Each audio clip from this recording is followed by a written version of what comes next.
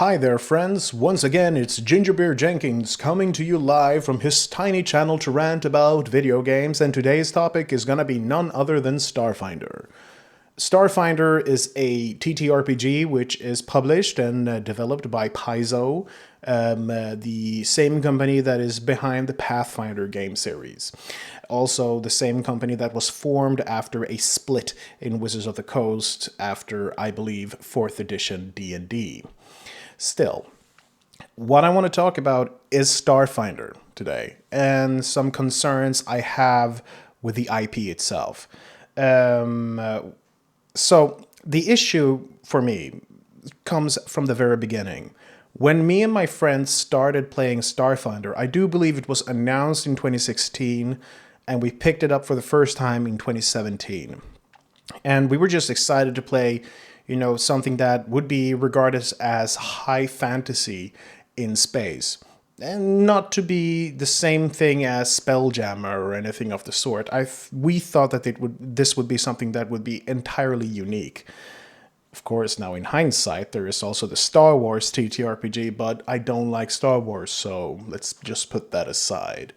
Still, we started playing Starfinder almost straight off the bat when it came out. I can't remember which adventure we played, but in true Paizo fashion, we didn't feel like the rules were cohesive enough, as it has always been in our opinions when it came to the early Paizo products. In Pathfinder First Edition, you needed to bring out a spreadsheet if someone wanted to grapple someone. But of course, some people saw that as the charm of the game. Now, one of the main interesting points of Starfinder was spaceship combat, and they made that super complex and super inaccessible that me and my friends just flat out refused to play any scenario when starship combat would be present. We would just skip it, which is such a shame because it's supposedly such a core element of the game. Now we actually have started using starship combat again, and with virtual tabletops, it no longer takes up an entire day of gaming to just have one starship encounter. It's not fun when your entire game day is just devoured by one combat scene that is just you floating in space fighting against one ship, for example. There's no fun in that. Now, one of the many complaints I've had, and this is just not Starfinder, mind you, this is Paizo in general, and that is that whenever they release PDFs of their adventures or adventure paths or scenarios, you name it, they don't really offer you any maps to work with from a virtual tabletop standpoint. I am going to show you something. Here you can see Attack of the Swarm, the 4th book in an adventure series that me and my friends are playing right now. And what you see before you are the battle maps that we have to choose from, or that I can employ in my virtual tabletop game. I use Foundry VTT. I do have these on Fantasy Grounds as well, but both me and my friends really do not like Fantasy Grounds, and we've been using it for quite a long time, and we really don't like that program. And you might think for yourself, well, surely you have maps in the back of the book, and no, these are the battle maps I have for these certain scenarios. So what one can do is that you can select this image and have all 4 of these images, copy paste them into Photoshop or Paint, whichever picture editing program that you're using, and then crop that one specific battle map for that one scenario that you're going to run. Then you're going to have to live with it that it says be Empty Temple or Shantag Cave or Icy Crevasse and so on. You're going to have to live with that, the battle maps are incredibly small. You can, of course, use an image upscaler AI, but these ones usually turn out to be shit, and it's just so much work and effort that you just have to there's just so much effort that you just have to put in as a GM when things should just be easy when it comes to virtual tabletop gaming.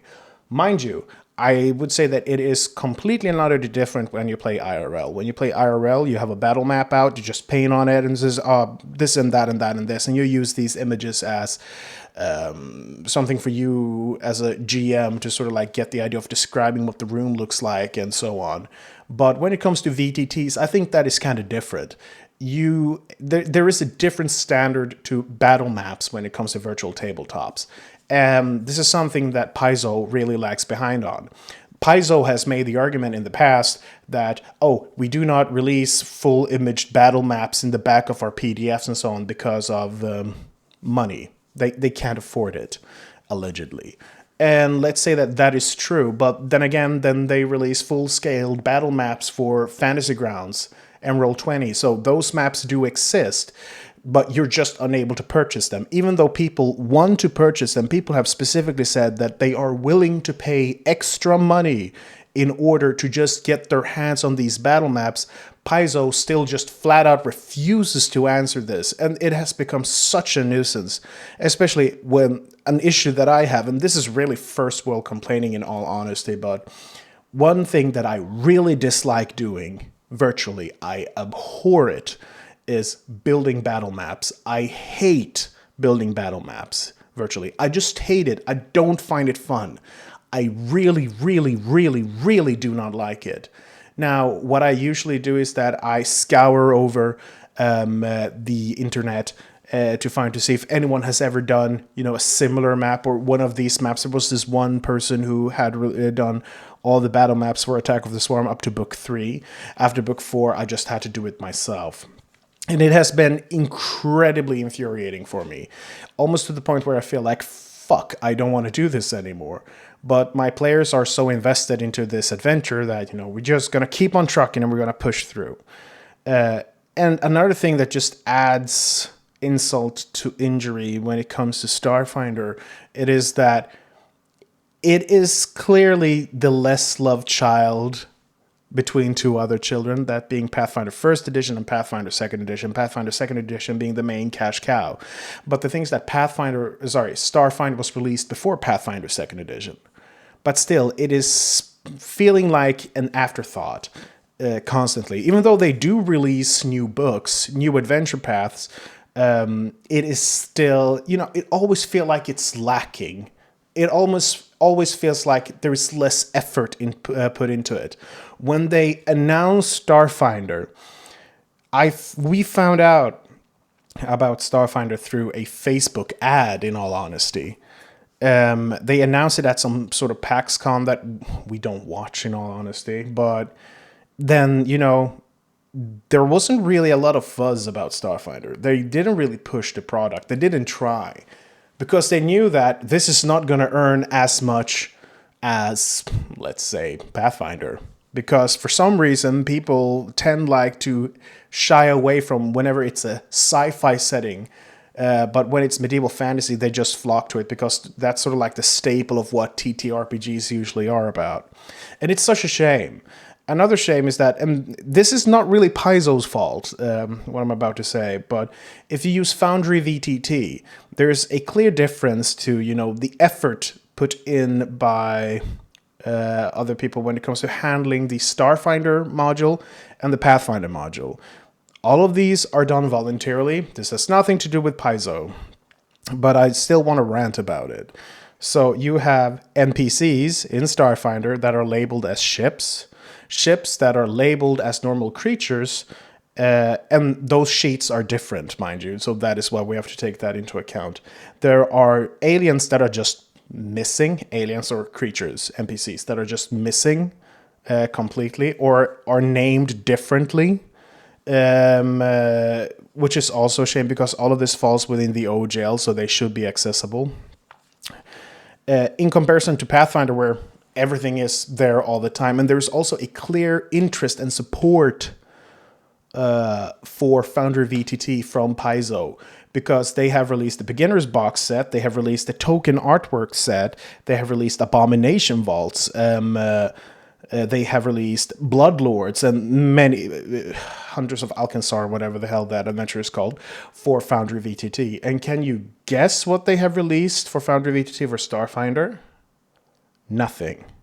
Not a single thing. De nada. And there has been no announcement that they intend on doing so, which is, once again, a shame. If you have this intellectual property that some people have clearly put their heart and soul into and really want to push it forward there, and then just not care about it. It's such a shame. But then again, it comes into, you still have to earn money on your product. I understand. But man, it is such a shame. And it has also made it very hard for me as a game master to build worlds and write my own adventures in the Starfinder setting because I find it so lacking. I'm going to get to that now. So Paizo released a book. I can't remember at what year, but yeah. They released a book called Pact Worlds, which is a setting book that informs us of the worlds that are inside the Pact Worlds. I don't want to show too much, but you have, Absalom Station, the Diaspora, Akiton, Castrovel, Abalon, Eox, some other, the Sun, and so on. And you would think like, okay, cool. So you get all this information about all these planets. So I want us just to take a look at, let's go for Castrovel, the elven planet that many people know about. So let's go to page 28. And so here we have some information about Castrovel. It's all nice and dandy. We get some information about society, planet-wide, I assume, and some notable locations. Then we get a map of Castrovel, I guess. These are not regional maps. These are planetary maps, I assume. And that is about it. And that was sort of like an issue for me because I feel, and this is me as a GM, okay? I feel that I don't dare to change too much in a pre-written world already because my fear is that, oh, this society is built up like that and that, this and that and that and this, and that's how I've read it. And then they're going to release a book that just clarifies it, and I just have to retcon all of my work that I've put into it because that might nullify another part of the game and so on. I think that this is an incredibly weak setting book. It just gives you a bare minimum overview of what to do. Now, some GMs prefer it that way. Some GMs prefer to have like an open playground to just go crazy with. Okay, so I know that the elves are on Castrovel or the Lashunta or whatever, and then they can just go ham and just build crazy like that. But I like to have something more cohesive into my setting books because it's a setting book. Obviously, they won't be able to put so much time and effort on every planet. Because, I mean, I don't want to imagine the size and work that would had to be put into a book to sort of like accomplish a proper setting book for all these different planets. So that is fair, but if we could just have had one setting book for one planet, we could have actually gotten an idea of what the universe functions like in Starfinder. I want to write a campaign on Eox or Nox, I can't recall, but it's the dead planet, the undead, or they are not undead, but it's still the dead planet. But long time ago, they had a rivalry with another planet. They built a super weapon. They fired that weapon. It fired successfully, destroyed that planet, but it also destroyed their planet in the process. And their entire planet is just filled with toxic fumes and whatnot. I would just want to Eox. Yes, page 88. And, that sounds like a very interesting setting, but we still have so little to work with on this.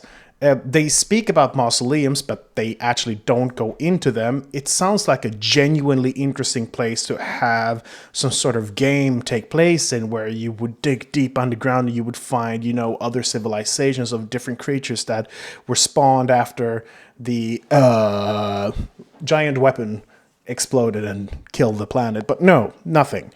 It sounds like, I want to imagine like these cities that we see here, that they have these giant bubbles that protect them from the toxic atmospheres and so on. And you see, I am now working with my imagination, but if they are to release a book which has some sort of adventure take place on Eox, all of that can be completely and utterly nullified. And I will just have to rewrite and rework everything all over again. And that's something I find very disconcerting. They are, however, working on a proper setting book. I think. I am uncertain. But I just miss a genuinely thought out setting book. We've had the Mwangi Expanse for Pathfinder Second Edition. We have had the City of Absalom. We have had. I think it's like 4 or 5 setting books that are super thick and super well informed and gives you a greater understanding of the world, not just the place the area takes place in, but the world itself, the universe, and so on. You don't get this with Starfinder, and people usually make the argument, well, it is Pathfinder, but in space, but Golarion, the planet that all of Pathfinder took place on, is gone, but you do have Absalom Station, which is Absalom City, that was just left there. So you have to work, you can work with that, and it's sort of like, what? It just feels so half-assed. It feels like, oh, you go ahead and make up your mind. Here is just the bare bones information of what we're going to give you, and then you go ahead and make up your mind. But we're going to release adventures that are just going to completely and utterly destroy whatever you have thought up for how the world works and how we perceive the world to be. So inform us what you actually perceive the universe to be like, instead of leaving us in the dark. It is so incredibly frustrating because I love Starfinder. I find Starfinder to be a genuinely fun game to play. Me and my friends genuinely enjoy the game, but it has been so hard for me to just create my own adventure in Starfinder because I don't have a fucking setting book that can, describe Eox or Absalom Station or anything like that, where I just want to pinpoint and place an adventure in, so I can pull all of these different threads together and just weave together this adventure. I don't feel like I can do that, and that's something I need if I want to play within this setting. You can say, well, Marco, you can just create your own setting, and that is absolutely true. I can do that. But that is also a massive undertaking of doing, and I just don't feel like doing that. I don't feel like that should be something I have to do when you have a setting already, a setting that has been so incredibly half-assed put together, and I find that to be such a shame. Needless to say, I hope that Starfinder gets proper support in the future, at least what I determine or perceive to be proper support. It is a fantastic game system. It is very fun, and you should check it out if you have the chance. I would not recommend you playing it on Foundry VTT. I would recommend that you play it on Fantasy Grounds or Roll20. I would also recommend the Adventure Path Attack of the Swarm. That one is very fun. It's just a fantastic swarm adventure. I would also recommend a book. I actually want to give some kudos to Paizo. Remember when I said that it felt like I was unable to touch anything upon the world and create my own things because I was so afraid that it would ruin things? This book actually helped me a great deal with this. This describes the Drift Crisis. A Drift Crisis being an alternative setting for Starfinder, where the Drift, which is when the ships travel in, I think it is the ethereal plane. Disregard that if I am incorrect, but they travel in a different plane and they suddenly get cut off from access. And the entire drift just stops working. The ships are either stuck inside of the drift or ships are just cast out and the entire universe economy just crumbles and so on. And the only downside, I think, that this book does is that it says, oh yeah, and now it's over. And people are sort of like trying to adapt to after this disaster happened. Whereas I was like, no, I'm just going to have this thing happen, my adventure happen, during the middle of the Drift Crisis. And the Drift Crisis is going to take several years is going to be active for several years, and they're not going to be able to figure out what is happening and so on. And I wanted that. I found something there and I used it. So that's something I want to give some credits to Paizo for. But yeah, check out Starfinder. It is a great game, even though I just ranted about it for far too long, but it is a game that deserves love. It deserves respect, and you should definitely try it out. Peace.